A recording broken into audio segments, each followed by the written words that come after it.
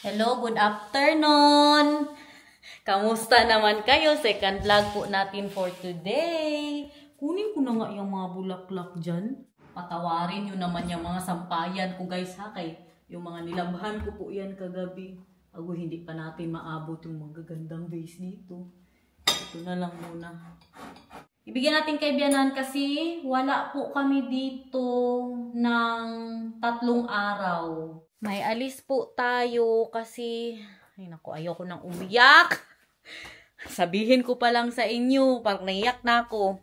Birthday na po ni Lucas sa Friday. So, today is Wednesday. Gusto ko po na wala kami dito. Ano, wala sa sarili. Nagpunta dito para magkuha ng pang-garden. Ang gidala. Ano? Fresh milk. Asan yung kakabili lang natin na scissor? Para sa garden. Hintay ko na lang po si Daniel kaya nag-jeb siya. So, bukas po ay yung time na dinala na ako sa ospital. Naalala nyo yun guys, kasi ako tanda ko pa ang mga pangyayari. Pero ang hindi lang maano sa isip ko yung paano ako nanganak kay Lucas ba. Nawala po talaga siya sa isip ko. Ang kamay at paa ng anak ko. Oh. Grabe no. Alam nyo, mag-imagine ako minsan, tingnan ko yung mga picture niya. Hindi ko pa pinakita sa yung mga picture ni Lucas no. Huwag na lang siguro guys. Sa amin na lang yun. Basta kay kamukha siya ni Daniel. Mas matangos ang ilong. Ang ilong niya para talagang si Daniel. Mag-imagine ako minsan ba. Tingnan ko yung mga picture niya guys. Iganon ko talaga. I-zoom ko ang lips niya. Sinuzoom ko po yan. Pati ang kamay niya na nakaganyan siya. Sinuzoom ko po. Yung parang gusto kong hawakan ang kamay ng anak ko na hindi ko nagawa. Hindi ko po na-kiss.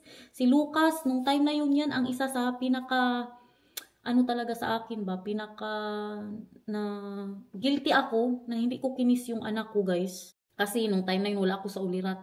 Ang hindi ko maalala nung time na pinapanganak ko siya, yung nilalabas ko siya. Yan yung tinutulungan ako ng doktor, hindi ko maalala. Sa vlog ko na siya nakita. Pero maalala ko na yung pagkatapos na nun, na yung mga nabuang na ako na part, yun lang talaga nawala siya sa utak ko guys. Which is sabi po ng doktor, parang utak ko na din ang nag-alis nun ba para hindi na masyadong masakit. Alam ko may iba sa inyo magsabi na, uy, man yan siya, uy, hindi niya pa nga nakasama ang bata. Na bakit ganyan sila nasaktan? Bakit gano'n na lang yung mga drama-drama nila? Hindi po siya drama. Alam nyo, kung ganyan kayo, parehas tayo.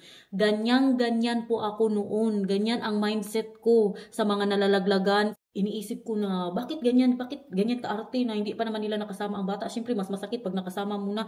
Kaya naisip ko, feeling ko na, ano ako ba na, baka ginawa yun ng Diyos para ma-realize ko, para matauhan ako. Kasi ganyan ang mindset ko noon guys. Ngayon, alam ko kung gaano kasakit, kung gaano ka mag-guilty. Tapos ngayon may pinapanood po ako sa Facebook. Ewan ko po kung kakilala nyo sila, kung napanood nyo na din. Same po sila ng ano ni Lucas. Pero siya, nabuhay siya guys. Yung bata na yun, na sobrang liit niya kesa sa edad niya dapat ba. Which is yung nangyari din po kay Lucas na nagka-problema din yung nanay sa kanyang placenta. Tapos ilagay ko dyan yung IFGUR. Basta yung mga bata na tumigil ang paglaki sa loob ng ng tiyan ng nanay. Tapos yun siya, nilabas siya. Ngayon, buhay po siya pero nasa ICU po siya, nasa ospital siya na 2 taon na at ang bata guys. Yan lang ba? Pero ginagawan pa rin po nila ng paraan na maging okay ang bata. Tapos pinapanood ko yung kagabi, hindi ko alam, bigla lang tumulo ang luha ko guys. Sabi ko, paano kaya si Lucas no na kung nabuhay siya, basta may mga what ifs pa din ako. Minsan din, alam mo, kinakausap ko ang mister ko, pero iba talaga ba yung masabi ko nga na, yung buo talaga na hindi ako yung mga English natin, 'di ba? Hindi niyo lang alam na, yung lalo na yung bagong dating kami dito, guys. Yung bagong dating po kami dito, akala niyo okay kami masyado, no? Hindi niyo lang po alam. Hindi namin siya iniisip, ha? Hindi po namin iniisip, pero ramdam ng katawan namin na malapit na ba? Hindi siya iniisip, pero yung tense ako, tapos yung parang galit ka sa mundo. Hindi lang ako guys, si Daniel. Kaya kung nakita nyo siya nung huling vlog, yung nanakawan ako, bigla lang siyang natulala. May mga time na ganyan. Siyempre, tinutulungan po namin ang mga sarili namin. Pero nagpa-flashback siya ba? Nagpa-flashback na ngayong malapit na nga ang birthday ni Lucas. Hindi ko siya iniisip guys. Tapos bigla na lang magsabi si Daniel sa akin na, ay okay mahal, I feel tense daw. Irritable. Ganyan po ang mga nangyayari sa amin dito. Patawa-tawa lang sa vlog guys. Pero may mga dinadala pa din tayong mga kalungkutan. Kaya ang guilty ko malaki kasi iyak na naman. 1 week siya nandyan. 1 week ko siya pwede hawakan. Pero hindi ko ginawa. Yung 'di ba pagkalabas niya,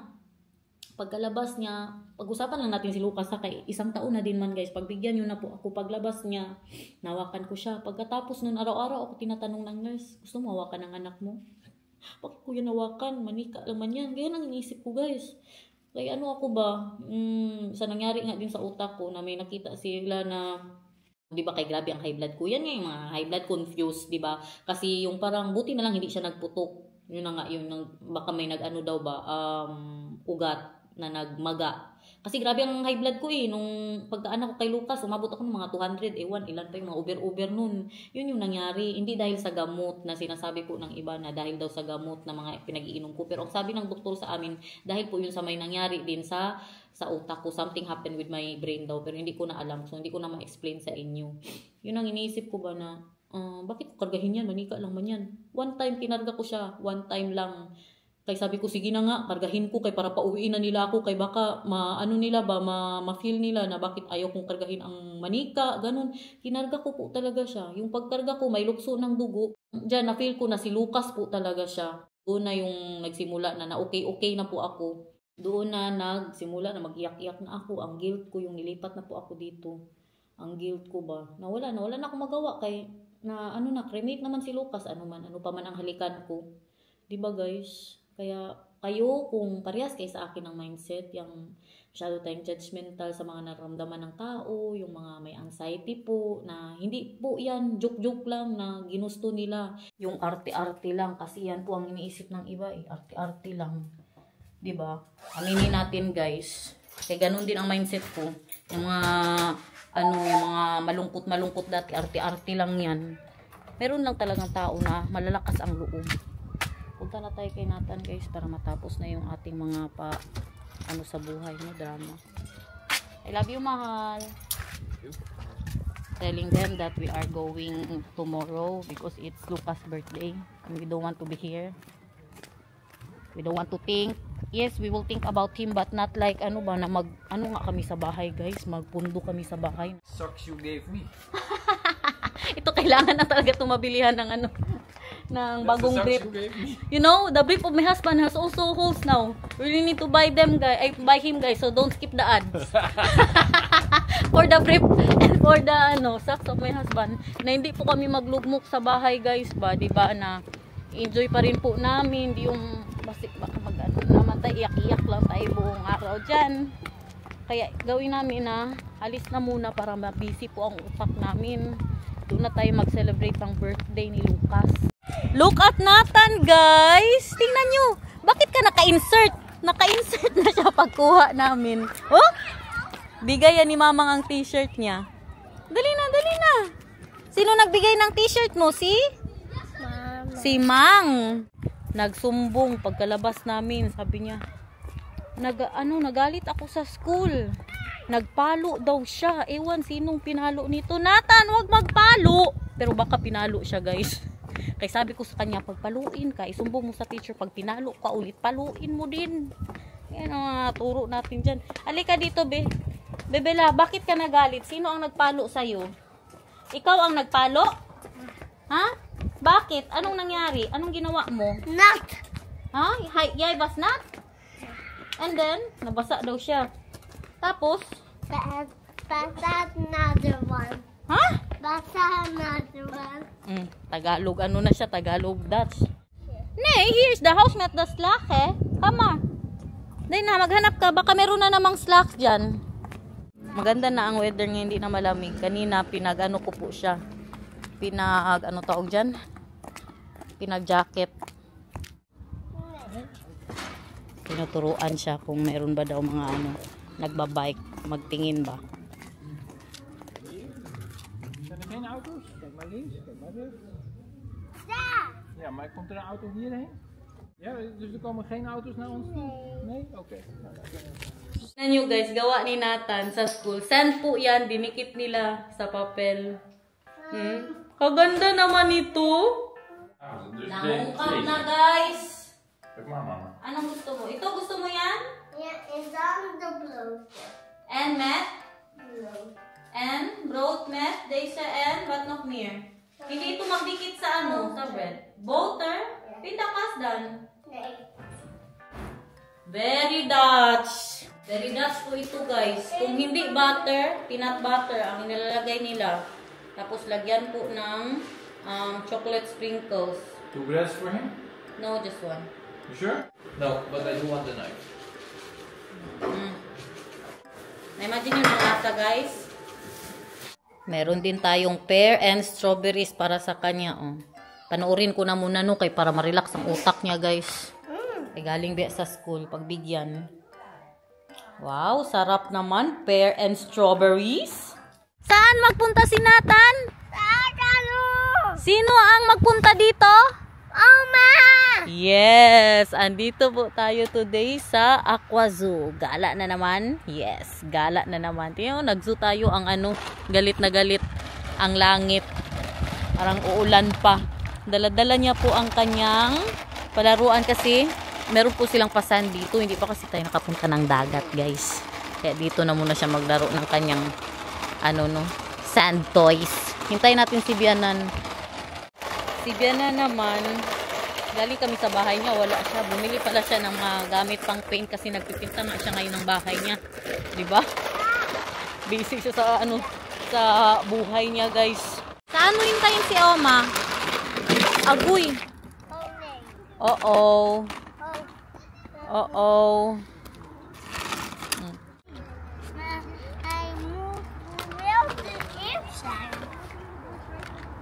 Very good. Kagaling pa ng pagkaligpit niya, oh.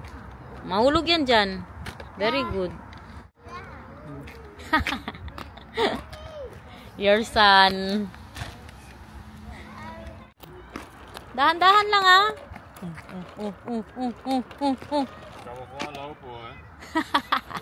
Lagi, dahan-dahan na siyang maglakad. Sige, pakita mo sa mga fish yung laruan mo. Sabi mo, look at me, fish. Blue? Meron silang pa-blue na palaka dito. Hala. You see that, guys? Blue palaka. Tingnan niyo ang mister ko. Parang bata naghihintay sa nanay niya. Diyan na si Bianan. Nathan, Oma is here.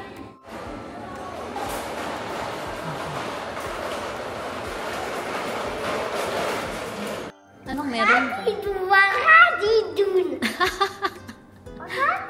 Ethan, miskin. And zwemmen, eh? Anong sabi niya? Dabi, sige, Dabi, sige, Dabi. Wala man. Pagod. Angit! Piranha.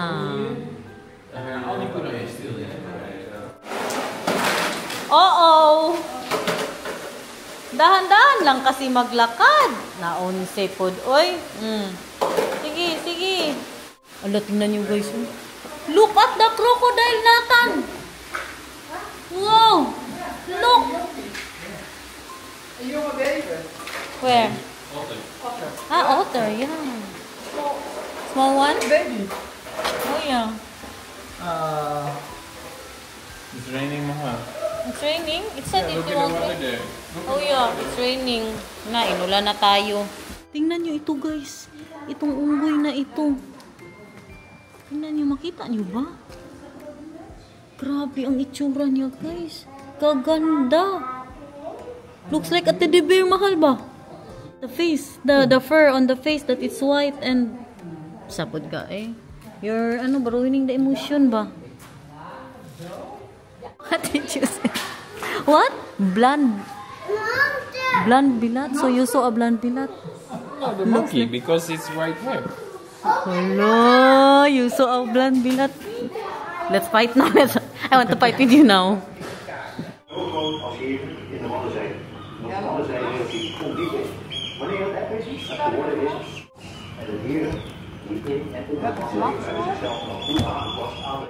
Picturean yan ang apo niyo.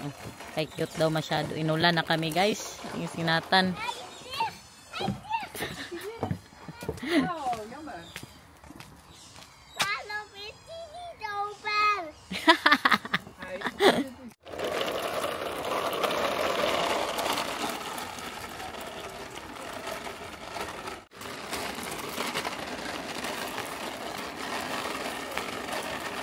Mura din siya correct guys. Sa kanyang paano ba? Palaruan niya. And tiger. Ano yan? Een tijger. Ja, daar is de tijger. Ik wil een tijger doen. Jij hebt de tijger gedaan. Even even hierboven kijken. Huh? Ha? Huh? Grabe na ano ito ba? I told you it would rain. We went into the car. I said it will rain. Yeah, I And checked. then you I said, checked. You said no. Internet says it won't rain. Yeah. You see, Dutch knows better than to trust the internet. Wow, that's bad English. I did not even notice. High five, mahal. High five, high five. En wat is dat? Kijk daar eens. Ha? Ingat sa mga plants ha, kay may plants yan na makakati. But what are you eating, mahal? We should eat super easy, that we only eat tonight. Then I'll just get a pizza for in the oven and it's done. Yeah, kasi ano nga, di ba alis tayo bukas? Ngayon ko na maglinis-linis pa, maghugas-hugas na naman ng mga ano doon, ng mga kaldero. Di ba? Kaya mag-impake pa po ako mamaya. Tapos yung ano ba, makain lang namin na hindi mabukasan. Laro pa sila doon.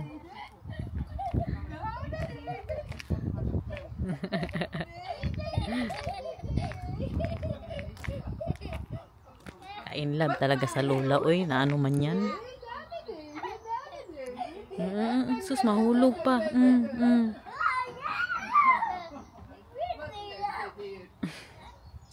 Tanggalin natin, Bi, kay palagi mahulog. Binuksan kasi ng uma niya.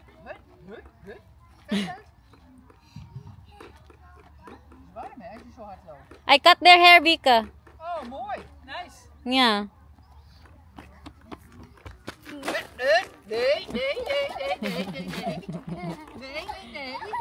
Tingnan nyo, 72 years old. Mag-ano pa, magpatintero pa sa apo. Dito na po tayo sa kanilang pasan. Hindi ako mag-vlog doon guys, kay mga bata ha. Dito lang tayo banda mag-vlog. Tingnan nyo ang art nila.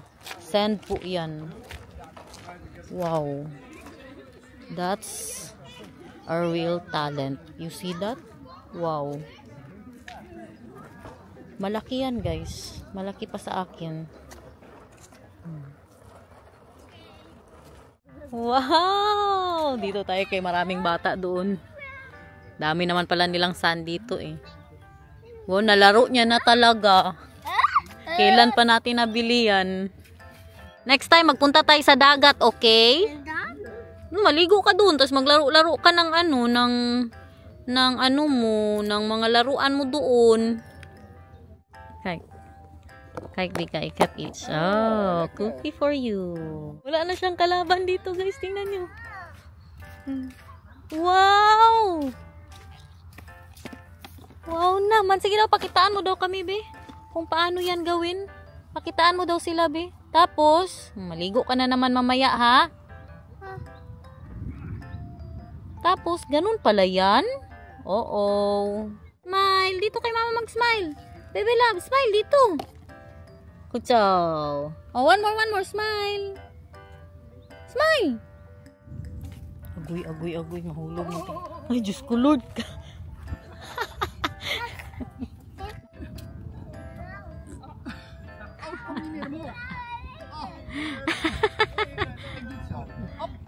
Nahirapan na tumayo si Bianan.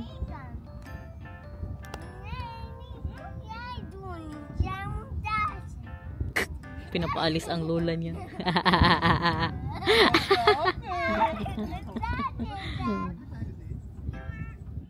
Ang isa dito nag-inom na ng coffee. Nilibre kami ni Bianan, guys. Tubig tsaka coffee.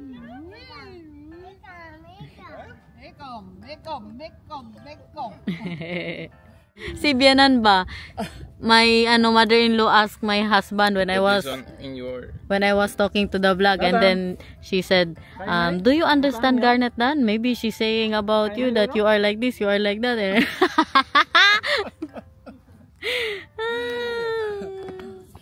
Kaya nagsalita yung yung last vlog natin.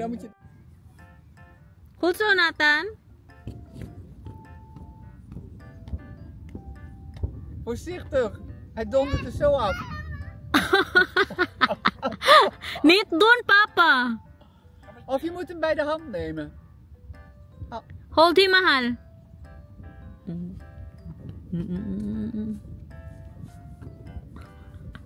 Tinatry din nila umaki. Kami daw, Vi, kami.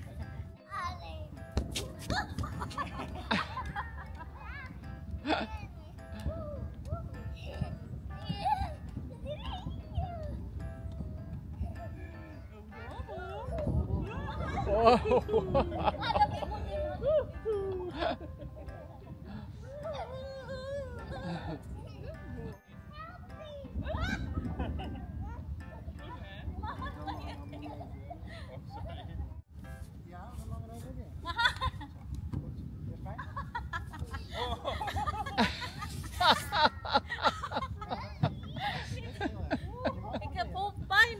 Oh.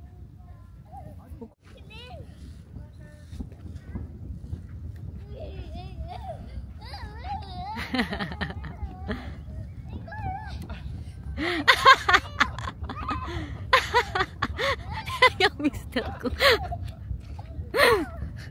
Guys, magpuso-shoot muna kami ng mother-in-law ko ha. Very supportive. Siya talaga nagsabi. Picturean niya daw ako.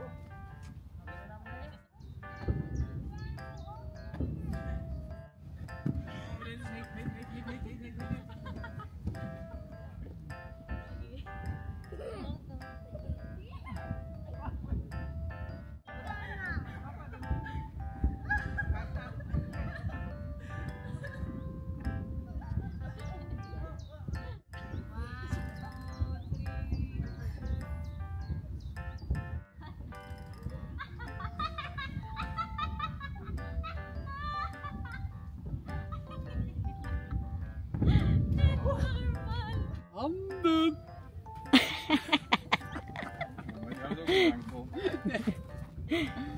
Oo, agoy magaya-gaya pa. Mag-ano na kami guys, grocery, mamili ng pang dinner. Mag-ano daw si Daniel pizza. Tapos si Nathan, gawan ko na lang yun ng pork steak. Tapos mga gulay. Ako naman mag fried rice. Iba-iba kami ng mga trip for today's vlog. Mamili din tayo ng mga dalhin bukas. Tinapay, no, para sa lunch. Kaya baka mabutan tayo ng lunch time sa daan. Sa ating biyahe. Dali na. Dali na. Your mamahal knows how to speak my language now. Dalina? Dalina? Yeah. Dalina. Dalina. Tingnan yung ginagawa niya. Now. Grabe na pagpunta ito sa zoo ba. Naglaro-laro na tayo, hindi tayo masyadong. Oh, natulog. Magdala din daw kami ng pagkain para bukas. Kaya sabi ko nga mag-alis kami. No, mag-uwi na tayo. Kaya magpunta tayo bukas, di ba? Yun na nga. Nasa zoo tayo. Naglaro lang sila tayo. Hindi tayo masyadong nagtingin-tingin ng mga animals. Uwi na din si Oma guys. Si Oma, Oma na si Vika. Zie je morgen en overmorgen? Ja, dankjewel. Je kan natuurlijk ook gewoon bij ons in de auto stappen. Je hoeft niet te lopen. Nee, je staat vlakbij. Doei Vika. Oké. Bye bye! Ja, leuk.